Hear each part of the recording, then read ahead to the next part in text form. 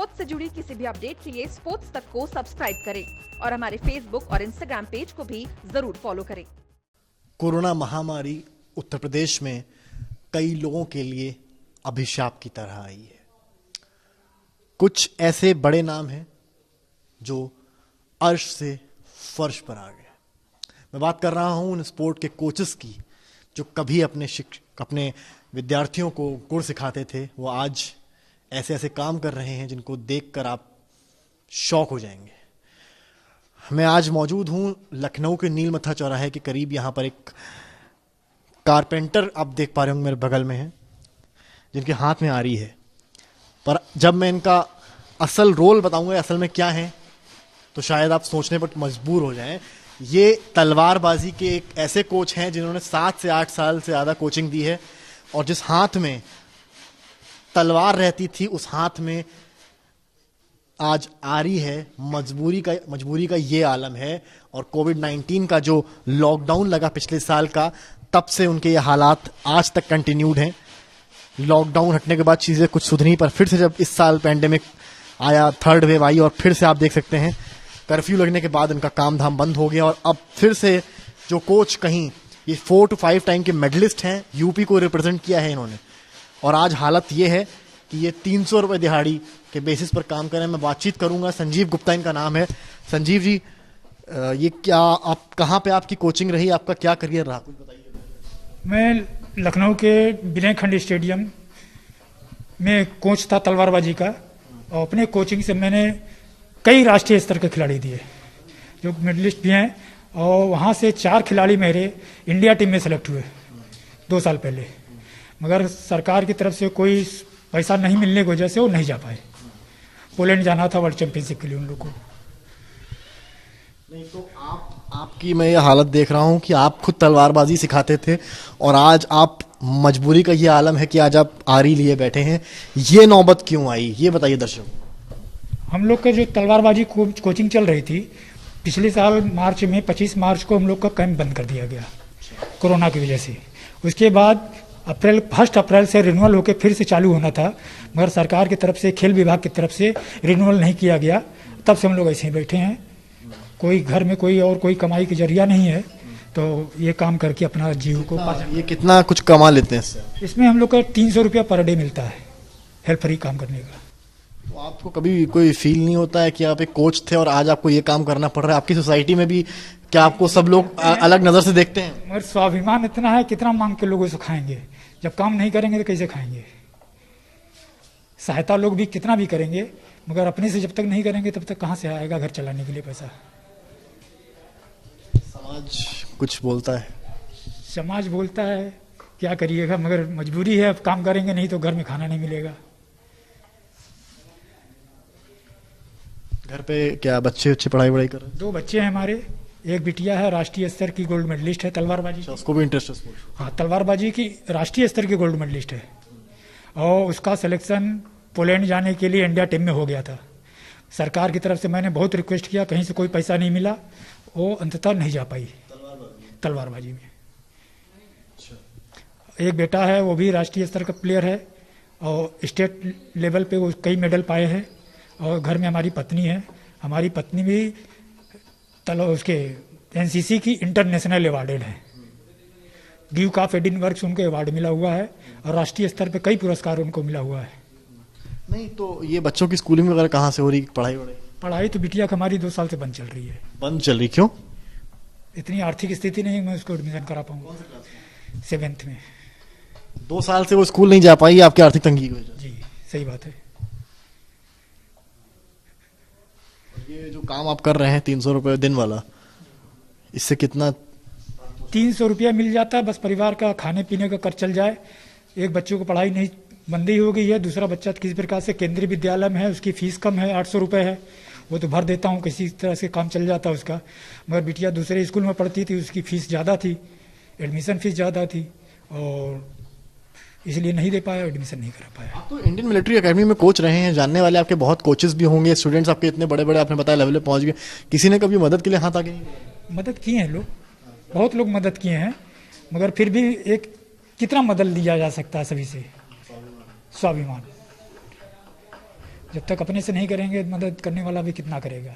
एक बार 2 बार एक आदमी कितना ज़्यादा मदद कर सकता है। स्वाभिमान के चलते आज आपके हाथ में तलवार की जगह आरी आ गई है। क्या करिए सर, तलवार चलाते थे, तलवार चलाने सिखाने से हमारे सैकड़ों खिलाड़ी राष्ट्रीय स्तर पे अपना मेडल लेके अपनी पहचान बनाए हुए हैं। हमारे द्वारा सिखाए खिलाड़ी जो कि इसी खेल की वजह से आज बिहार में 13 खिलाड़ी सचिवालय में नौकरी कर रहे हैं। और आज हमारी ये स्थिति है कि मैं अपने जीविकोपार्जन के लिए कोई भी काम कर लेता हूँ। सरकार कोई भी इस पे कोई ध्यान नहीं देती है। हमारी क्या क्या क्या चाहते हैं सरकार से, क्या हो आपके? सरकार से मैं यही चाहता हूँ खिलाड़ी की मदद करें और खिलाड़ी को तैयार करने वाले उन कोचों की मदद की जाए जो कि खिलाड़ी को तैयार करके देश और प्रदेश का नाम ऊंचे लेवल पे करें। जब तक हमारे जड़ जो जिसे हम जैसे लोग बहुत से कोच हैं उनकी आर्थिक स्थिति अगर सही नहीं रहेगी तो अपने जो उनके अंदर क्षमता है वो खिलाड़ी नहीं तैयार कर पाएंगे। जो उनका विशेष मूल मंत्र है खिलाड़ी तैयार करना, वो चीज़ नहीं हो पाएगा। हम लोग इसी तरह से दूसरे काम में करते हुए अपने खिलाड़ी जीवन को व्यर्थ कर रहे हैं। जब इस खेल में आए थे, स्पोर्ट्स के कोच बने थे, तो क्या सोचा था कभी आपने कि आपको ये इस तरह से बैठकर यहाँ पर लकड़ियाँ काटनी पड़ेंगी? कभी नहीं सोचा। कोई भी खिलाड़ी ऐसा नहीं सोच सकता और कोई भी कोच ऐसा नहीं सोच सकता। वो तो यही सोचता है किसी प्रकार से जीवन कर चल जाए, मगर हमारे बच्चे एक अच्छे लेवल पे राष्ट्रीय अंतर्राष्ट्रीय स्तर पर अपनी पताका फहराएं। एक कोच का मूल उद्देश्य यही होता है। वो किसी भी प्रकार से रहे मगर अपने बच्चों को जो इसको सिखाते हैं हमेशा उसके लिए एक आदर्श बन के तैयार रहते हैं। इमोशनल लग रहे हैं मुझे आप। क्या करूं सर, अब कहते भी नहीं बन रहा है, मैं क्या बताऊं आपके समय। काम करना है, परिवार चलाना है और इससे ज़्यादा अब तो थोड़ा बहुत स्वाभाविक है सर, बात करते समय तो आंसू तो आ ही जाते हैं।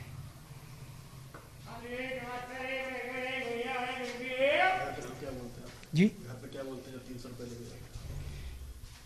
तो आदी हो गए साल भर से इधर कि कोई काम नहीं करेंगे तो घर में खाना नहीं बनेगा।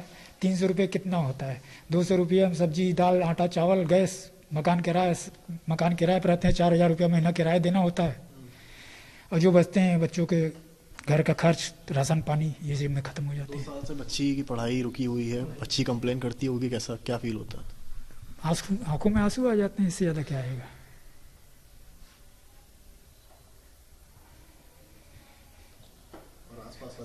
सबसे बड़ी तो दिक्कत हुई जब बिटिया को देखता हूँ तो मन महसूस कर रहा जाता है कि मेरे कारण इसकी पढ़ाई भी छूट गई।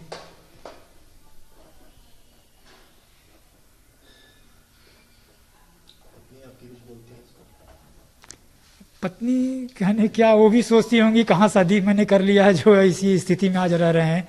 वो भी अपने ज़माने की अंतर्राष्ट्रीय अवार्डेड हैं, राष्ट्रपति द्वारा पुरस्कार मिला हुआ उनको सन 2000 में।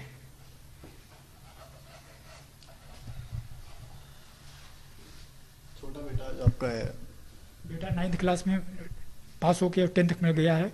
केंद्रीय विद्यालय तो खाना में वो पढ़ रहा है। उसकी फीस किसी प्रकार से मैं दे रहा हूँ उनका, चलो बिटिया का नहीं है तो किसी न किसी तरह से कराएंगे, मगर बेटे का फीस किसी प्रकार से इसी से निकाल के जमा कर देता हूँ। भाई की पढ़ाई देखती होगी बहन, तो शायद कुछ ना बोलती हो पर शायद उसके चेहरे के हाव भाव आप लोग समझ लेते होंगे। चेहरे के हाव भाव उसका मैं व्यक्त नहीं कर सकता आपको। बेचारी आज भी मोबाइल लेके अपना उसमें से पढ़ती रहती है। सुबह उठती है मोबाइल लेके बैठ जाएगी, किसी उसमें से किताब निकाल के पढ़ाई करती चालू रखती है घर पे अपनी, वो अपने से। भाई भी मदद कर देता है पढ़ाई में उसकी, क्योंकि भाई 10th में है, बिटिया 7th में है।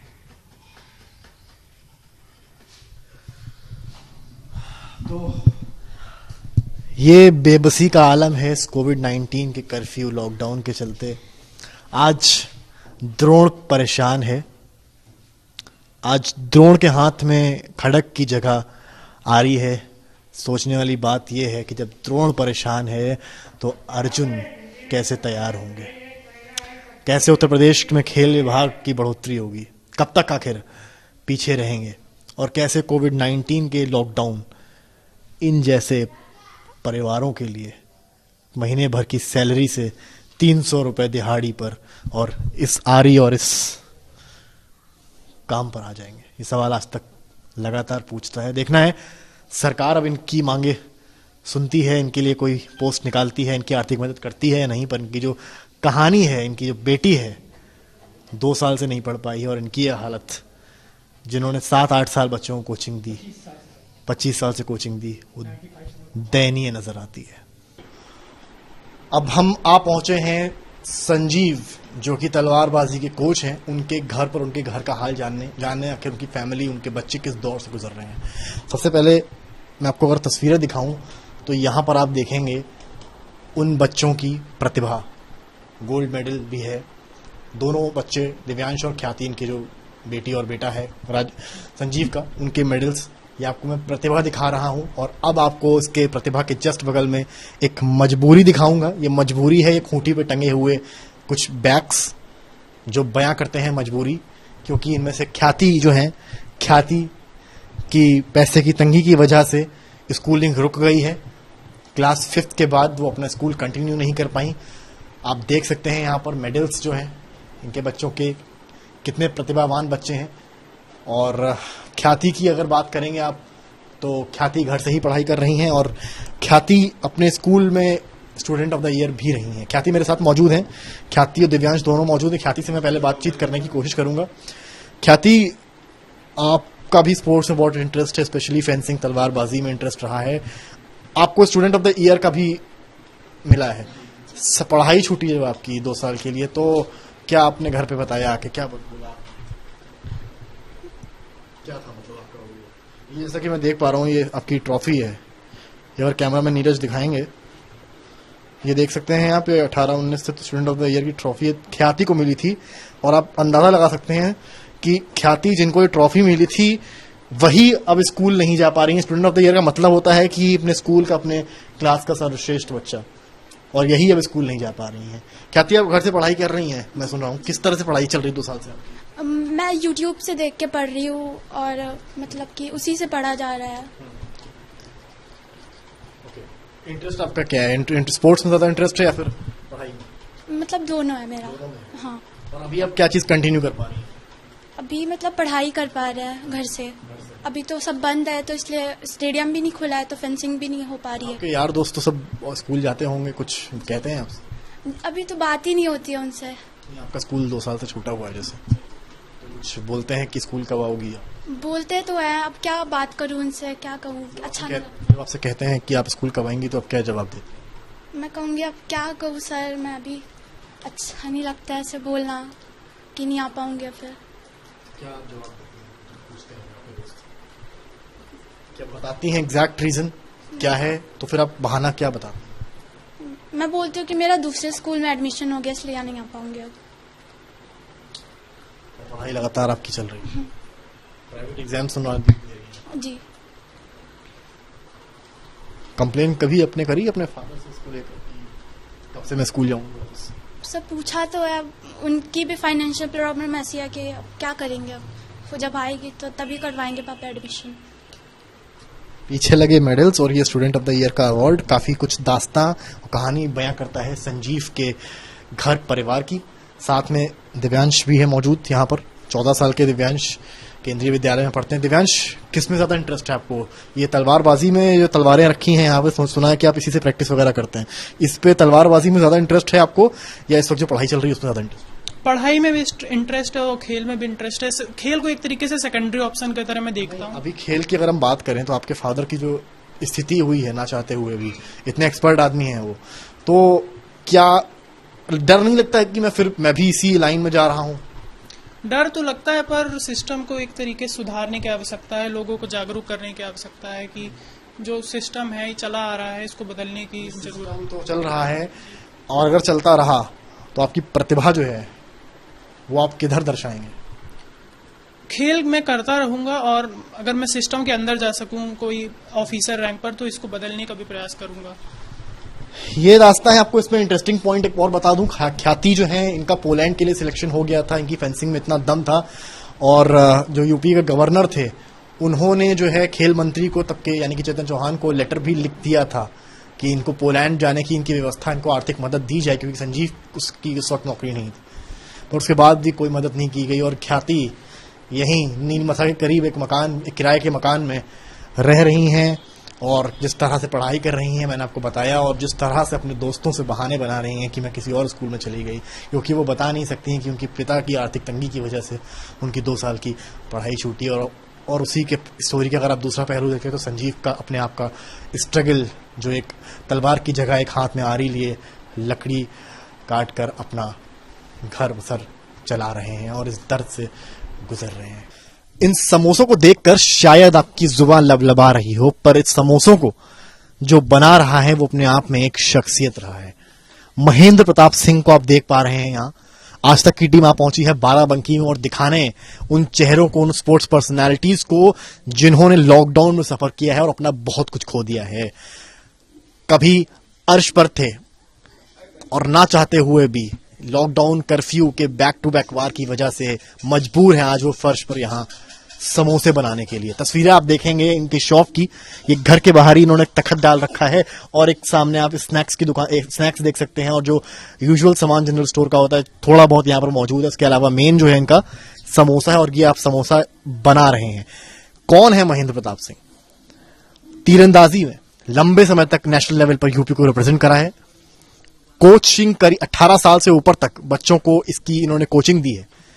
निदेशालय से परमिशन मिलने के बाद उन्होंने बाराबंकी के भले के लिए यहां पर आकर कोचिंग देने की शुरुआत करी। अब महेंद्र प्रताप सिंह से मैं बात करूंगा, मेरे साथ मौजूद है। महेंद्र जी, आपका सफर बहुत दर्दनाक रहा है।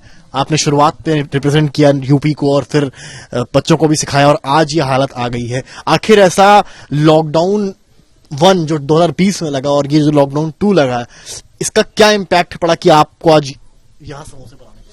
सर नमस्कार सर, मेरा नाम महेंद्र प्रताप सिंह है सर। मैं तीरंदाजी का प्रशिक्षक हूं और मैंने NIS भी किया हुआ है सर। और मैं IMA भारतीय खेल प्राधिकरण में, IMA इंडियन मिलिट्री एकेडमी में भी मैंने कोचिंग दिया है 4 साल। उसके बाद 2002 से मैं खेल निदेशालय उत्तर प्रदेश में एज एड हॉक कोच रहा हूं।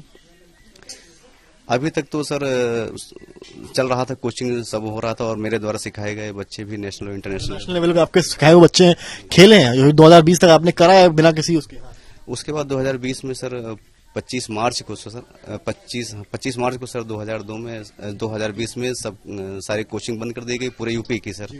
उसके बाद सर चूंकि जरिया हमारे पास कोई नहीं है, वो मानदेय ही हमारा एक परिवार का सर वो था, एक सहारा था आजीविका का, और उसी पे 7 लोगों का परिवार पलता था सर। तो अचानक से लॉकडाउन की वजह से सर सब कुछ खत्म हो गया, सब कुछ बंद हो गया, स्टेडियम बंद हो गए, मेरी जॉब भी चली गई। तो मुझे जीवन यापन करने के लिए मजबूरी में सर ये सब काम करना पड़ा सर। समोसा अभी आपने सोचा था कि आप इतने स्पोर्ट्स, मतलब आर्चरी तो अपने आप में एक अनकॉमन स्पोर्ट है, स्पेशली यूपी की अगर आप बात करेंगे, रेयर आपको प्लेयर और कोच मिलते हैं। तो आपने कभी सोचा था इस स्पोर्ट में आने से पहले कि आपको ये दिन भी देखना पड़ेगा कि आप गैस से ये सिलेंडर लगा के यहाँ पर ये समोसे? नहीं सर, कभी नहीं, क्योंकि सर NIS जो होते हैं वो पर्टिकुलर स्पोर्ट्स के स्पेशलाइजेशन माना जाता है उनको सर। और जब भी कोई भर्ती निकलती तो NIS सबसे पहले मांगा जाता है। उसके बाद अगर नियमानुसार अगर टाइम से हम लोगों की पोस्टिंग हो गई होती सर, तो आज हम लोग RSO के रीजनल स्पोर्ट्स अफसर के करीब करीब होते। तो ये तो कभी नहीं सोचा था कि अब ये करना पड़ेगा सर। अगर यही करना था तो इतना समय खेल में देना, और पर्सनल एफर्ट्स लगा के हम लोगों ने गेम को तैयार किया सर। हम लोग यूपी में आर्चरी के फाउंडर मेंबर्स में से हैं सर। हम हैं, अजीत भाई हमारे हैं जो IAS हैं। जब दूसरा कर्फ्यू आया 2021 का, सेकेंड वेव जो कोरोना की आई है, तब क्या आपका फिर से आपने जो है प्रॉपर आपका कुछ सेटअप था या फिर से आपने समोसे लगाए? हाँ सर, इस बीच में सुनने में आया था कि निदेशालय ने कोई प्राइवेट एजेंसी है उसको दिया था आउटसोर्सिंग करने के लिए, तो उन्होंने आउटसोर्सिंग भी फेल हो गई, कर ही नहीं पाई वो। फिर आपने वापस से फिर मजबूरी में जब कोचिंग नहीं चल पाई तो फिर हमको लॉकडाउन 2 में यही फिर करना पड़ा सर। मैं लगभग 14-15 महीने से यही कर रहा हूँ सर। तो मतलब जानने वाले भी खास रहे होंगे, किसी ने मदद नहीं करी आके समय कठिन समय में आपकी? सर कुछ लोगों ने मदद की है, 4-6 हजार की। हमारे प्रदीप जैन जी बाराबंकी के व्यापार मंडल के अध्यक्ष हैं, और हमारे कुछ मित्र हैं जो मतलब आर्चरी के। ये ऐसा आप समोसे यहाँ बना रहे हैं, यहाँ पे आपने तखत लगा रखा है। सोसाइटी बहुत बड़ी हमारे भारतीय समाज में चीज होती है, समाज होता है। समाज से मतलब कुछ बोलता है कोई आके आपसे कि आप तो मतलब इतना कोच रहे हैं इतना? बहुत लोग बोलते हैं सर, और बहुत लोग फोन भी से भी बात करते हैं सर, लेकिन क्या कर सकते हैं सर, परिवार तो पालना ही है सर। घर पे कौन कौन है आपके? मेरी बूढ़ी माता जी हैं सर, और मेरे एक बड़े भाई हैं जो मेंटली डिस्टर्ब हैं, पागल हैं। अभी उनकी दवा सर खत्म हो गई, 3-4 दिन से नहीं ले पा रहे हैं। बच्चे हैं 2, एक छोटा। कौन से क्लास में पढ़ते हैं आपके? सर ये छोटा वाला, यही दोनों बच्चे मैं देख पा रहा हूँ। ये अच्छा, ये कौन से क्लास में? बड़ा वाला इसका नाम सर देवांश है, ये क्लास 2 में सर जाता है इस बार, लेकिन नहीं जा पाया। क्यों नहीं जा पाया? वही फीस नहीं जमा कर पाए सर, तो स्कूल ने फीस नहीं जमा कर पाए, तो दोनों बच्चों स्कूल 2 साल से नहीं चल रहा है। नहीं चल रहा है सर। फोन आया था कि आप आ जाइए और जो है उसको फीस वगैरह का समझ लीजिए, उसके बाद हम प्रमोट कर देंगे उनको एग्जाम। हम क्या सर एग्जाम नहीं दिला पाएंगे, हम फीस नहीं दे पाएंगे, इसलिए हम लोग प्रमोट नहीं कर पाए अपने बच्चों को सर। कब से नहीं पढ़ रहे हैं? 2 साल हो गया लगभग सर। बच्चे कुछ बोलते हैं आपसे कि हम कब स्कूल जाएंगे? हाँ सर, बच्चे बोलते हैं कि स्कूल कब खुलेगा पापा, स्कूल जाना चाहते हैं, हमारी कोचिंग लगवा दो। गांव में कुछ प्राइवेट कोचिंग भी चलती हैं, लेकिन कहाँ लगवा दें सर, पैसा ही नहीं तो कोचिंग प्राइवेट भी नहीं लगवा सकते सर। घर में ही उनको कभी देख लेते हैं हम लोग मिल करके। क्या मैं घर की हालत भी आपके देख रहा हूँ, ऊपर से भी देखें अगर यहाँ पर दयनीय स्थिति नजर आती है आपकी। महेंद्र जी, आप मदद के नाम पर सरकार से क्या चाहते हैं कि कोई पोस्ट वैकेंसी निकले या कुछ आपकी आर्थिक मदद करी जाए? आपने इतना यूपी के लिए इतना किया है, तो आप यूपी से क्या एक्सपेक्ट करते हैं यूपी सरकार? सर मैं जरूर चाहूंगा, मैं ही नहीं हमारे जो लगभग 400 साथी हैं सभी के लिए एक ऑप्शन शासन के पास है सर। बहुत ही अच्छा और उपयुक्त शासन है। हर एक जिले में होती है जिला खेलकूद प्रोत्साहन समिति, अब शायद जिला खेल संवर्धन विकास समिति के नाम से कुछ उसका मॉडिफिकेशन हुआ है। उसमें डोनेशन आता रहता है, जो लोग डोनेट करते हैं उनको 80G के तहत वो छूट भी मिलती है इनकम टैक्स की। अगर एक सर्कुलर जारी हो जाए समस्त जिला अधिकारियों को, जिला क्रीड़ा अधिकारियों की खेलकूद प्रोत्साहन समिति कुछ फंड इकट्ठा करके उस जिले के कोचेस को जो भी मानक के हिसाब से उनकी आजीविका के हिसाब से कुछ न कुछ मदद की जाए, तो ये एक ऑप्शन बेटर ऑप्शन हो सकता है सर। बाकी हम लोग जो NIS है 20-20 साल से सर, सबसे बड़ा सवाल ये है कि 20 लॉकडाउन लगे या न लगे सर। लॉकडाउन तो एक महामारी। आपकी जब शादी हुई थी, आपकी जब वाइफ होंगी वो आप तब शायद आर्चरी में होंगे जब उनकी शादी आपकी हुई होगी, और अब आप इस स्थिति पे कुछ कंप्लेन करती हैं? बोलेंगे क्या सर, भारतीय महिला है, अरेंज मैरिज है, तो वो अपना निभा रहे हैं, अच्छा निभा रहे हैं, हमारा बढ़िया साथ दे रही हैं, इसमें पूरा सहयोग कर रही हैं, समोसा बनाने में, तलने में, बेचने में, सब कर रही हैं। तो ये थे बाराबंकी से महेंद्र सिंह, और ऐसी कई खिलाड़ियों की, कोचेस की कहानी है जो इस महामारी, कोरोना महामारी में मजबूर हैं। कोई समोसा बना रहा है, कोई चाय बेच रहा है, कोई कारपेंटर का काम कर रहा है। सवाल आज तक का सिर्फ इतना है कि महामारी किसी के हाथ में नहीं है, लॉकडाउन लगाना भी मजबूरी है, पर इन सब का, इन जैसे चेहरों का क्या दोष है और इनके लिए सरकार की क्या योजना है? क्या इनको मदद मिलेगी या इनको जॉब मिलेगा? ये सवाल आज तक पूछता है। और ये जो सीन्स ये आज तक ने आपको दिखाए बाराबंकी से, ये अपने आप में एक तीरंदाज एक्सपर्ट कोच प्लेयर रहे, यूपी को रिप्रेजेंट किए हुए, अपने आप के सारे सीन्स सवाल पूछते हैं जिसका जवाब लगातार। अब आज तक आप पहुंचा है लखनऊ के फूलबाग में, और मेरे साथ इस वक्त मौजूद है मोहम्मद नसीम कुरैशी। ये अपने जमाने के बॉक्सर रहे हैं और काफी लंबे समय तक इन्होंने अपने जो है शिष्यों को बॉक्सिंग के गुर सिखाए हैं, और आज ये हाल है कि ये 2-4 दिन पहले तक ये लखनऊ के चौक में चाय की दुकान लगाए थे। बातचीत करेंगे। नसीम जी, बहुत स्वागत है आपका आज तक पर। नसीम जी, पहला सवाल मैं आपसे ले रहा हूं कि क्या ऐसी परिस्थिति आन पड़ी जो आपको चौक में चाय की दुकान लगानी पड़ी?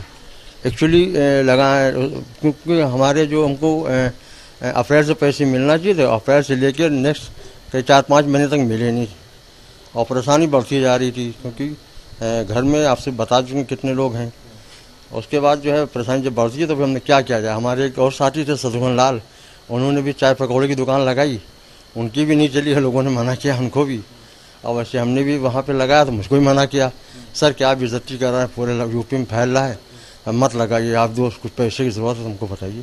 कोरोना महामारी आई, जिस तरह से लॉकडाउन लगा पिछले साल और इस साल, किस तरह से चीजें आपके घर में खराब हुई इसके बाद? हाँ, उसके बाद मेरे घर में कोरोना से एक तो हमने बार बार ADM सिटी और भी कई लोगों को मैंने फ़ोन किया, नगर निगम में मैं फ़ोन किया, कहीं से कोई सुविधा राशन की नहीं मिली, सबसे मेन चीज़ है। और दूसरी बात पैसों की परेशानी बढ़ती गई, इतनी बढ़ती गई, इतनी लगी। अब हम एक तो लोग ये कहने का मतलब नहीं, आत्मदाह कर लें, और कई बार हम लोग ने बहुत पहले किया भी आत्मदाह, मगर कुछ ज़रूरत क्या, समाज का बड़ा रोल, भारत की जब बात होती है समाज का बहुत रोल आता है। आप जहाँ रहते हैं 2 घर छोड़कर आपसे लोग, आपने जब चाय की दुकान लगा ली वहाँ पर, तो समाज को कैसे फेस किया आपने? लोगों ने आपसे कुछ कहा उसके बाद? हमसे लोगों ने बहुत कहा, बहुत हमारे स्टूडेंट थे, स्टूडेंट के अलावा और जो हमारे व्यापारी मंडल थे, व्यापारी मंडल और भी जो क्या नाम है चौक थाने के पुलिस वाले थे, कह रहे सर क्या कर रहे हैं, हमारी बेइज्जती हो रही है, अगर आपको कुछ खर्चे की जरूरत हो हमको बताइए, हम दे देंगे। मगर वो एक रफली ज़बान से कहा उन्होंने, मगर उसके बाद जो है कुछ बच्चों ने हमें दिया, मगर वो लॉकडाउन लग गया तो हम वहाँ तक जाना ही भूल गए चौक से। की बात कर सरकार से आप क्या मदद चाहते हैं? आपने लंबे समय तक उत्तर प्रदेश को रिप्रेजेंट किया है, क्या मदद चाहते हैं? अब मैं प्रेजेंट टाइम तो ये मदद चाहता हूँ, मेरा बाकी पैसा दे दें, अब मुझे परमानेंट कर दें, परमानेंट हमें नौकरी लगा दें, हमें कोई इनसे वो नहीं है। कहाँ पर नौकरी चाहते हैं? कहीं केडीसिंग दे दें, चौक दे दें, कहीं दे दें। मैं तो पूरे कई जगह जिलों में जाके कर चुका हूँ, मगर अब प्रेजेंट टाइम इस समय तो इतनी लंबी एज भी नहीं है, कुछ ही टाइम बचा है, तो हमें ये चौक में दे दें या केडीसिंग में दे दें। तो ये दर्द भरी कहानियां हैं जो आज तक ने लगातार आपको दिखाई, चाहे परिवार हो सुजीत का, चाहे संजीव का, चाहे परिवार हो इनका, चाहे परिवार हो बाराबंकी के में जो समोसा बना रहे हैं उनका, सबकी कहानी एक है, दर्द एक है। लॉकडाउन और कोरोना ने उनकी जिंदगियां तबाह कर दी, मजबूर हो गए, कोई चाय बनाने पर, कोई समोसा तलने पर, तो कोई कारपेंटरी का काम करने पर। देखना है कि आज तक की इस रिपोर्ट के बाद सरकार क्या संज्ञान लेती है और इन जैसे स्पोर्ट्स पर्सनालिटीज की मदद को आगे आती है या नहीं। स्पोर्ट्स से जुड़ी किसी भी अपडेट के लिए स्पोर्ट्स तक को सब्सक्राइब करें और हमारे फेसबुक और इंस्टाग्राम पेज को भी जरूर फॉलो करें।